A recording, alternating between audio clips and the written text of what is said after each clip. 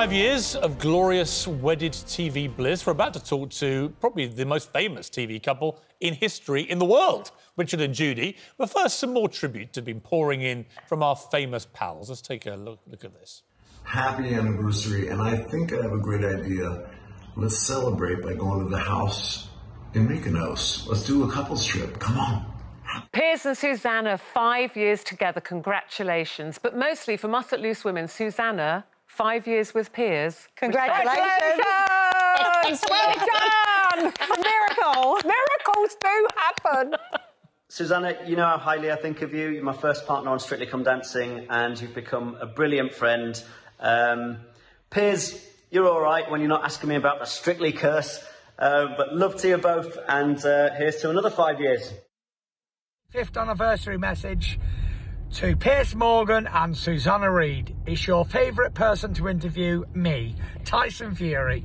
Have a fantastic anniversary, guys. Hi Piers, hi Susanna. Jamie and I would just like to wish you a massive congratulations on your past 5 years together.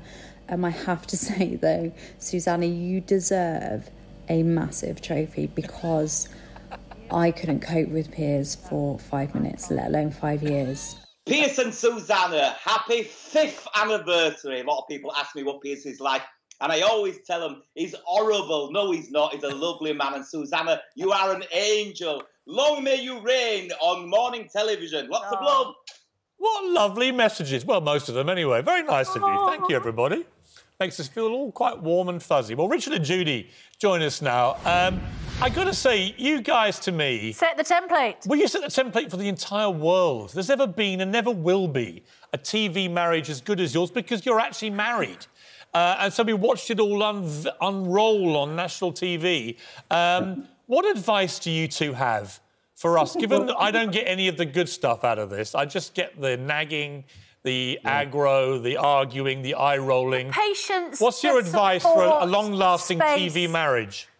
Well, firstly, I think you should both start having a family. I mean, you should be having children. I mean, you know, that is the glue that will bond you together. And actually, you talk about eye rolling. I mean, what our production team you noticed about me and Judy was, do you remember the Judy jab? Because obviously we didn't have to do any social distancing at any point because we were always kind of married.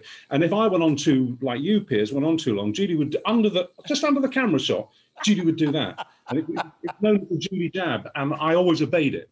I think the thing is, basically, Susanna, I mean, and as all these lovely tributes that have been coming into you, and congratulations, by the way. Congratulations. You are a fantastic pair on television. You're both immensely watchable. But I do agree with everybody who's saying that, you know, I don't know how you get a word in it. Well, you do get words in edgeways. Otherwise, I think, we wouldn't even know you were there. Me or Susanna? No, I'm talking about Susanna, and I couldn't. And actually, Richard and I, we love watching you and all the rest of it. We love you, Piers, and we really do. But I couldn't possibly have borne working with you all those years. To be honest, I couldn't possibly. I can only apologise. You had to work with Richard Madeley. No. Because at least I could say to him afterwards, quite seriously, will you shut up? Well, Susanna does that, don't worry. Just doesn't have any effect. I just don't get to cuddle her like you two do. Do you do that? Do you do that, Susanna? Do you say, will you shut up? I mean, off screen, do you say, will you shut up? Yeah. Not every day. There are moments where I sort of get to peak Piers and I do say, could I just have a moment? I think the key for me has always been about choosing the gaps. So Piers will be telling a story, which might have, you know, been lasting about 5 or 6 minutes. And then I'll just wait until he has to take a breath. And that's the moment when I get my Susanna jab in.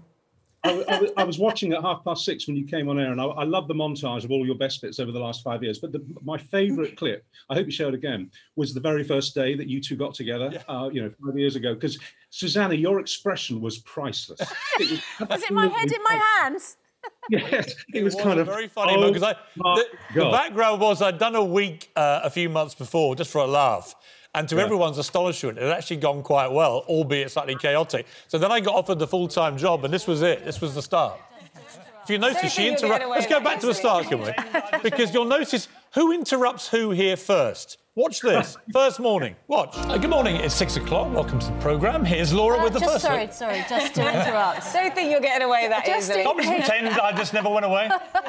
A very warm welcome. See, it took her 3 seconds to interrupt me. There's a myth that's built up that I'm the interrupter. I had the measure of him. I knew that that was the only time I was going to be heard. Can I ask you guys, what did you think? I've done talent shows, for example, in America and Britain, with lots of different panels. And it was really interesting to me, the power of human chemistry in making a panel come alive and work or not. And the same applies, doesn't it, to television partners in any guise, really. You obviously had the added chemistry of being married in real life, but what do you think the magic ingredient is for chemistry on television? I think the answer is actually not knowing, to be honest with you. I mean, Judy and I met in the newsroom at Granada Television. We were both journalists, you know, by training and by background.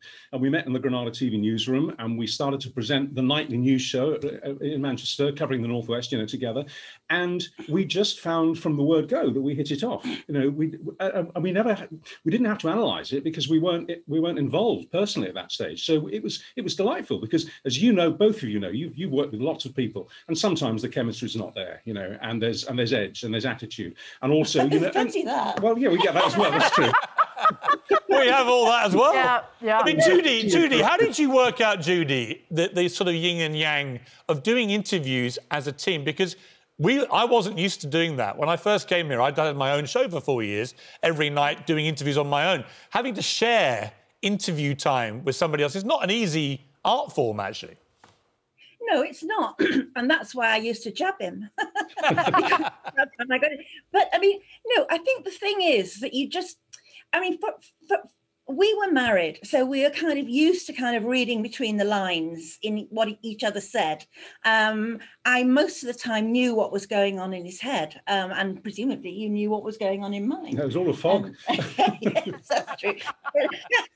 No, but you kind of, I don't know. I mean, I think you kind of, I used to think it was just like having a conversation with friends at home, you know, and you finally sort of managed to sort of get a word in, please God, and it kind of grew, didn't it? It developed. It developed. And I think also we had what, all joking aside, what you two have, we had professional respect for each other. I mean, I loved it when we were doing interviews and when we do our podcast, and I love it when Judy asks a zinger of a question. I think, oh, I wish I'd asked that. That was great. You know, we had genuine affection for each other. You know, we had, yes. No, notice everything's in the past. You know? Look. Like, oh, that's the Kiddywinks. Oh, well, look, guys, you mentioned the podcast, and the fact of the matter is you do still do this brilliant stuff, encouraging reading, especially right now. It's the Richard and Judy's Book Club podcast. Richard, can you recommend a good book? I've got a good idea. No, not your book. Out. Yeah. Not your book. It's called Wake Up. Can you just both give us your top book recommendation? I know people can listen to the podcast and find out more. Okay, I would say probably we picked 12 books from the last 10 years, and we've recommended about 250 over the last 10 years with W.H. Smith. And I would say probably the two best. I'll give two. The Tattooist of Auschwitz, an amazing book, still in the bestseller lists, and Where the Crawdads Sing, ditto, totally different book, both beautifully written, both eminently readable. What about you? I don't know. Okay, I'll give you that. I don't like saying it because we've interviewed all these people just very recently, but I think Room was brilliant. It was an absolute by Emma Donoghue. That was an absolute sort of game changer of a book. And also, what did I love? I loved The Miniaturist by Jessie Burton because, again, we talked a lot about houses on our podcast because I think women's books, it's amazing how often women's books are centered around houses and what houses mean to women and how they mean very different things to men. Of course, and in The Miniaturist, that is all about a miniature doll's house discovered by a 17th century wife in the Netherlands.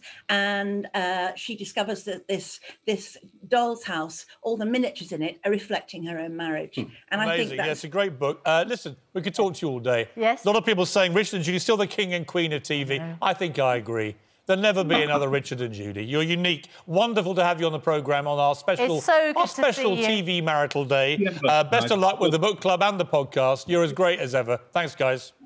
Bye-bye. Take care. Bye. Lovely to have you with us. They set the template and we just follow.